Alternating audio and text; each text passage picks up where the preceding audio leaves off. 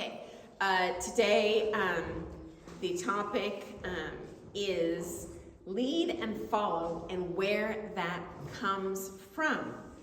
So as lead, you can give a clear signal on step one of what she should do. And then follow is what we can do on steps 2 and or 3 and or 4, depending on how many steps come after step 1, to do our part to respond to his movement rather than hanging on him. So as a beginner, don't worry about this. This is not going to apply to beginners. This is more for experienced dancers, competitors. But as a beginner, we just learn what the steps are. I go back, I go side, I go together, and we're all just micro-managing ourselves, kind of like hip-hop. But one of the unique things about ballroom dance is we're two bodies. And so we have a lot more physics coming into play, double, because we're dealing with two bodies.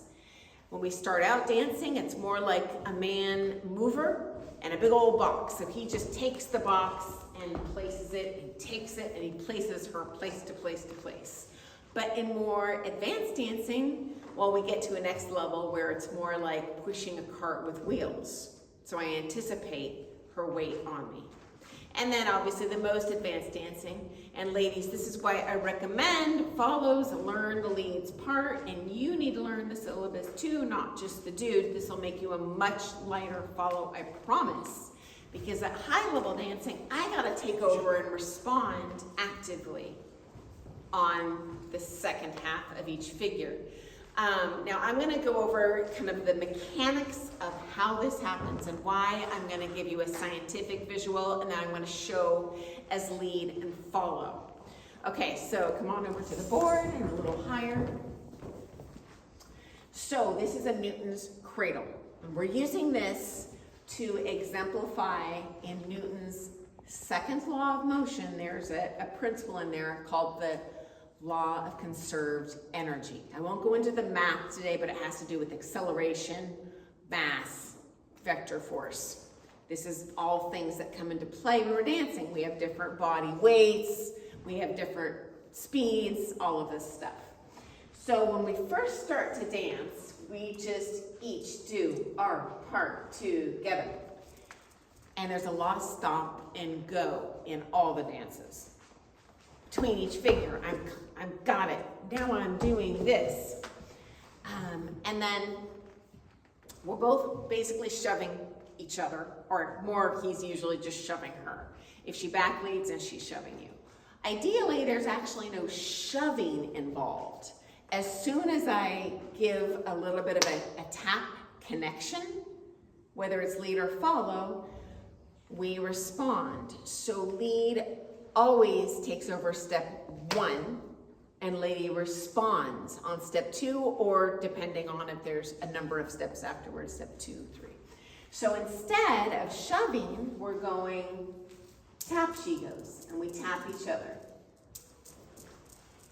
And depending on the force, it might be more of my body.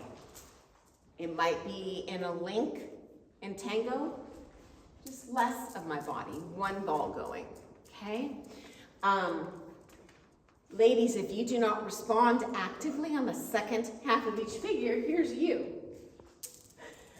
And then you go. This is heavy as all can get out. That does not conserve energy. Think about it. If you're competing, I guarantee you're giving 100% of your energy. The last thing you want to do is expend extra energy shoving your partner. And if you are actively going beyond that center, you're just shoving her. You got to go center, a light tap, and then ladies, we will respond accordingly. Okay? Now I'm going to show this principle with a partner, and I'll show in a link in tango, though this will apply all over the place in your dancing. So I'm going to show first as a lead, and I'll show alone, and I'll show with a partner. So when we first learn a link, we tend to do that textbook and side and slightly backwards. Okay. So this is very two-dimensional. They used to dance this way decades ago in competition. This day and age, tango has a lot more acceleration and rotation. And in the olden days, he pretty much used to just drag her around. But, you know, that's going to get you nowhere in a cup of coffee if you're lucky at a comb, right? So we want to lead with the feet with a tight rotation. Now, as a lady, I know exactly what he wants me to do on the next step because you gave it good compression and foot. I know for a fact that's a link. So here, I know where you want me to go. So now you follow her. Track, lower, and here's the tap. Tap, hopefully you can see with this orange. It's not a go. This is totally stable up top, and it's just a little tap, tap, tap, tap. And we have a gentle squeeze with our knees, not a vice-like grip, gentle squeeze, so she just feels a little tap. Okay, so let me show that with a partner. I'm going to show bad, don't do this one, and then good. Okay. So a bad lead for the link is going to be, well, first of all, I would take the step too long. Now I'm thinking it's a walk. So it's sink down like an elevator drop. Tight as a drum. Maximum turnout. All right. Now she's in control. I gave her a good lead. She knows where this is headed.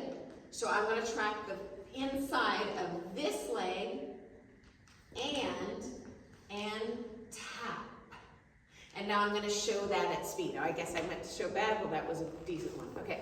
So we're going to go tight and light tap. Okay. And then this is a bad one. And I'll show it from this angle, be a little more obvious. Long and body tap, okay? Versus, so this is taking her there with an expansion frame, and this is a contraction frame. I'm gonna pull her tight. So another way to think of it in tango, even though we do have a wider top line, it's based on being low. It's not based on this expansion like I would have in a Viennese. Okay, now I'm going to show that as a follow.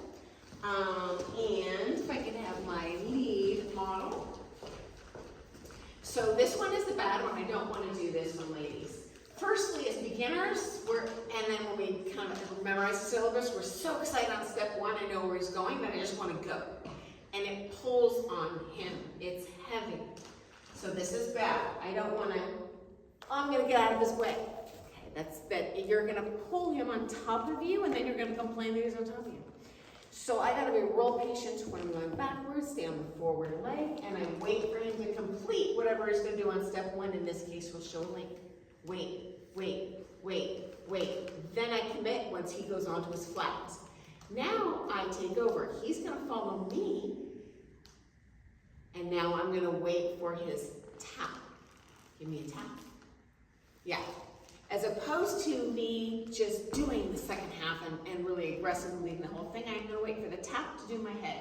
So I'm going to show kind of a not waiting for the tap.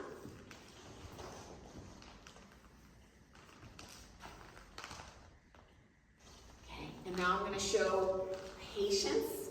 Then I go, and then I complete the head with the tap. Excuse me. And a little trick I like to use as follow is I do an extra wind up before I ricochet out.